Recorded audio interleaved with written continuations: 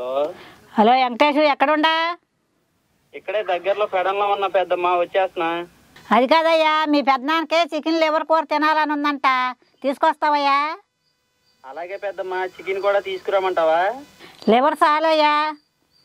సరే పెద్దమ్మ, అయితే పావు గంటలో వస్తా, ఉంటా, బాయ్. గోవిందరాజుల గారికి లివర్ కర్రీ అంటే చాలా ఇష్టమండి.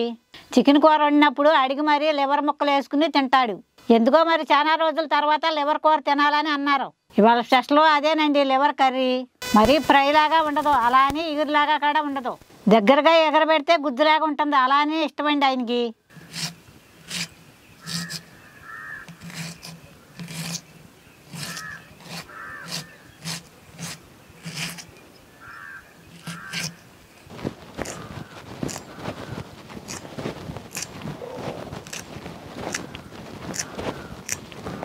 పెద్దమ్మ ఇదిగో లివరు, కొంచెం మంచినీళ్ళు పెద్దమ్మ. ఇగోనయ్యా.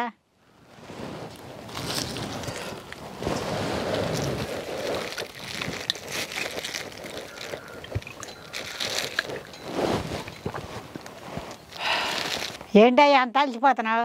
బాబోయ్, ఎండ ఎక్కువగా ఉంది పెద్దమ్మ బయట. మొన్నటిదాకా వర్షాలు దంచి కొట్టాయి, ఇప్పుడు పొద్దున్నే 7ంటికి ఎండ మండిపోతుంది. అతివృష్టి అనావృష్టి అన్నట్టుంది. అయినా విడిగా కాలుష్యం పెంచేస్తూ వాతావరణం పాడైపోయిందంటే ఎట్టా? చెట్లన్నీ నరికేస్తున్నారు, ఇళ్ళు కంపెనీలు కట్టేస్తున్నారు. ప్రకృతికి కోపం రాకుండా ఎలా ఉంటుందయ్యా? ఏదో ఒక రోజు ఎలయుతాయనం చేస్తుంది. అప్పుడు ఇంకా యుగాంతమే, నో డౌట్. దినదిన గండం 100 ఏళ్ళు ఆయుష్ అన్నట్టు ఆ మహమ్మారి 3 ఏళ్ళు గడగడలాడిచ్చింది. తర్వాత ఈ వరదలో ముందు ముందు ఇంకెన్ని చూడాలో. వచ్చేయి ఎలాగో వస్తాయి. ఈ మధ్య దానికన్నా వీడియోలు తెగ పెడుతున్నారు. వాళ్ళ మాటలకే సగం ప్రాణం పోయేలాగా ఉంది.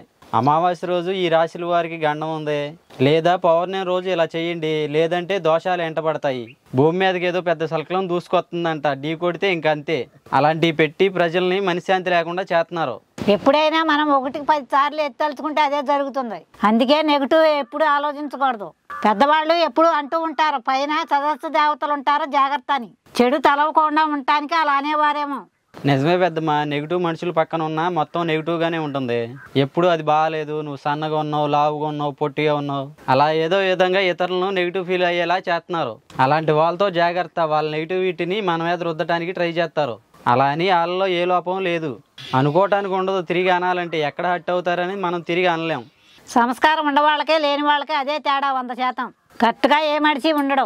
లోపాలని ఎతికి మరీ ఎత్తి చూపేవాళ్ళు కాకుండా మనలో లోపాలున్నా ప్రోత్సహించి ఆ లోపాలను అతికిమించేలా మనకు తోడుగా ఉంటారు చూడండి.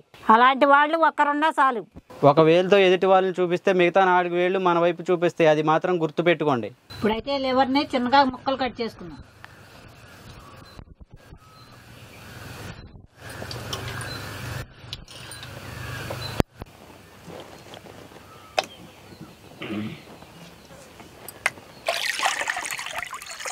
ఇప్పుడు లివర్ని శుభ్రంగా కడుక్కోవాలి.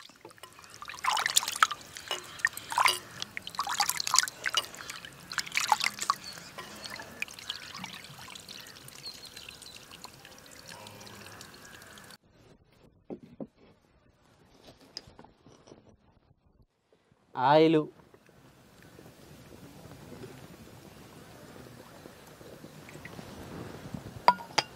నూనె అయితే కాగింది, ఇందులో ఉల్లిపాయ ముక్కలు వేసుకుంటున్నాను. అలాగే చిన్నగా కట్ చేసిన పచ్చిమిరకాయ ముక్కలు కూడా వేసుకుంటున్నా.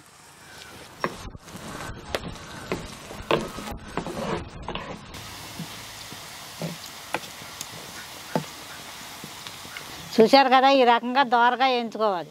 అలాగే అల్లం వెల్లిపాయ పేస్ట్ కూడా వేసుకోవాలి.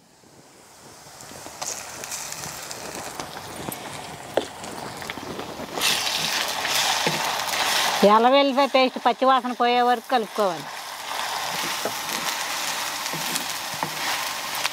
అలాగే శుభ్రంగా కడుక్కున్న లివర్ ముక్కలు కూడా వేసుకుంటున్నాను.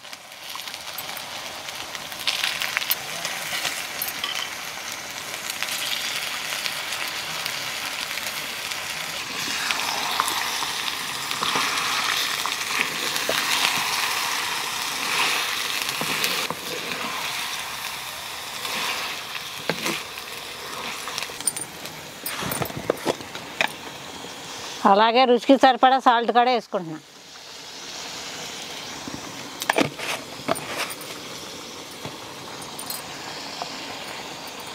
అలాగే చిటికెడు పసుపు కూడా వేసుకుంటున్నాను.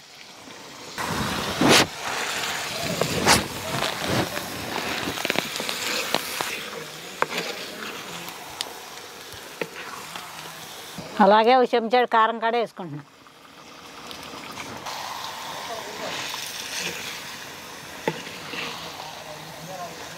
పెద్దమ్మ ఇందులో నీళ్ళు కూడా వేస్తారా? వేద్దామయ్యా కొంచెం.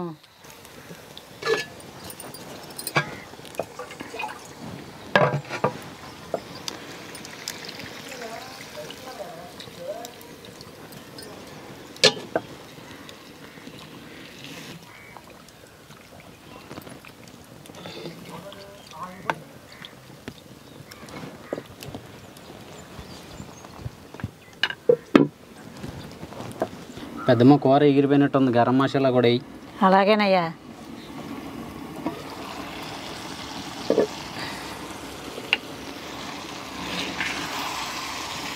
అలాగే లాస్ట్లో గరం మసాలా కూడా వేసుకుంటున్నాను. చూశారు కదా, ఈ రకంగా ఎగరబెట్టుకోవాలి.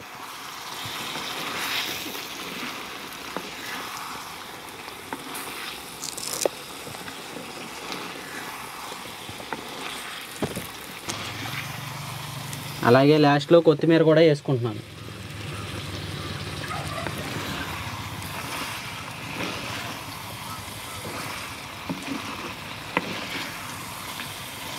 అయ్యా కూర అయితే రెడీ అయిపోయింది. వెళ్ళి మన చెట్టుని 2 అరిటాకులు కోసిరా. అలాగే పెద్దమ్మ.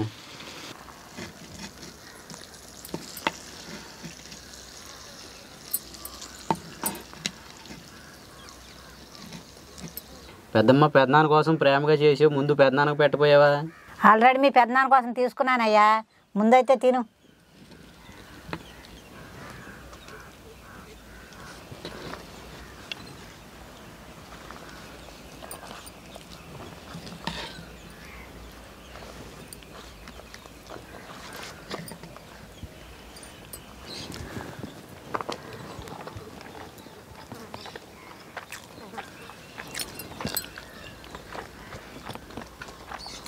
పెద్దనాన్న కోసం ఇష్టంగా చేసేవేమో, టేస్ట్ డబల్ ఉంది.